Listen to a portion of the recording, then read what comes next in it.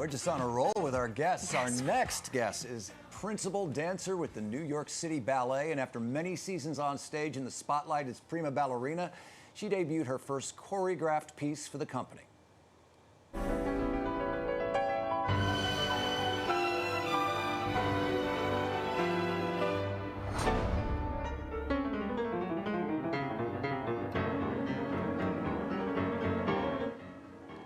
So that is just a peek at rehearsals. This Thursday it comes to life with its world premiere. So please welcome dancer and choreographer Tiler Peck.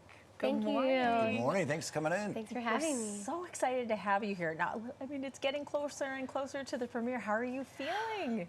I was a little overwhelmed yesterday thinking the week is finally here, but in a way, I'm ready for it to be here, you know? Yeah, right. Yeah, I've seen so much of it in rehearsal and I'm ready to see it in performance. Wow. How long have you been working on the piece and how has it changed over time? So I started the piece back in November and I worked on it for like 10 days. And my goal then was to get like a rough draft because then we go into Nutcracker season and it gets a little hectic. And then I had a week and a half after Nutcracker season, and now we're opening. So it's not that much time for a new piece, but I like to work under pressure anyways. Yeah, so what is the inspiration for the piece? I always start with the music. I think that's half of the battle, is to find an amazing score that dancers will want to dance to and that audience members will want to listen to. And so I picked this amazing piece of music that's 3 movements, about 20 minutes long, and I thought, okay, this I can show so much with because it has lots of peaks and valleys with upbeat, and there's dreamy-like scenes. So yeah, I started with the music. Now, I actually spoke with a dancer who is performing your piece, and she was talking about how you literally did things on the fly. Is that how you work? I do work that way. I really go in knowing the music. I know who I want to dance during what section, so I know the structure, but I really want to do the moves and the steps on the dancers that are dancing them, because what might look good on me might not look good on the dancer, and I want them to feel really comfortable. So, yeah. Impressive. Well, if being the principal dancer in the New York City Ballet isn't enough, you are now the first to actually be allowed to choreograph. That is a milestone. How does it make you feel, and what does it mean in general, in broader sense?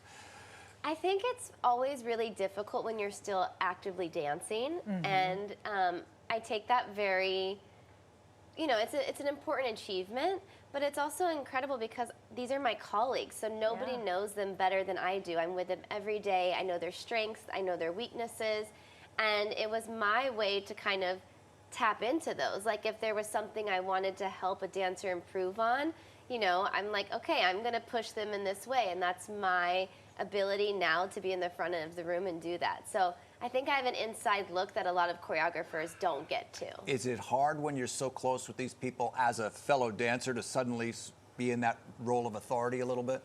I don't think so. I think that it's all about how secure you are, and I feel very comfortable in the front of the room. I feel like I have been in enough rooms being choreographed on to know what I want to do and what I don't want to do. Yeah. And so I try to run the room with a lot of love, but I'm also confident and I know what I want. So I think there was a lot of respect from the dancers and for me to the dancers. Yeah, and I think they respect you too because you're in there. You've got your point shoes on and you're dancing with them.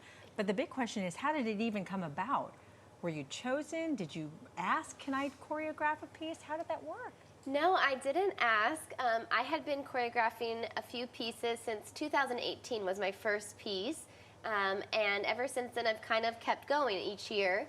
And they had seen my work continue to evolve. And about a year ago is when I got the call saying, how would you feel to choreograph for New York City Ballet? That's insane. Yeah. That is. Wow. All right, when the curtain goes up on Thursday, the dancers are going to be outfitted in costumes by Zach Posen. Tell us about that.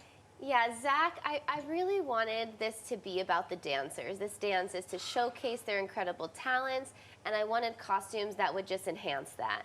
And Zach is such, you know, he understands the ballet world. He loves coming in the audience. He's, you know, he just knows all the dancers individually, so I thought no one will know how to make them look more beautiful than somebody who really understands the world. And so the women are in beautiful chiffon dresses, and the men are in amazing like unitards with it's incredible what he did. Well, what you're doing is such an inspiration to so many young dancers, including my two daughters.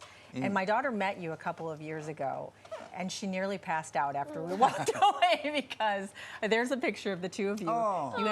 You had just met outside the School of American Ballet, and she couldn't believe it. They're so jealous that I'm meeting you here today. But what is the message that you want to send to young dancers that are watching you and seeing the work that you do, and in this work in particular? I think that there is no dream that is too big. That might sound cliche, but here I am, a girl from Bakersfield, California, and made it to the Big Apple.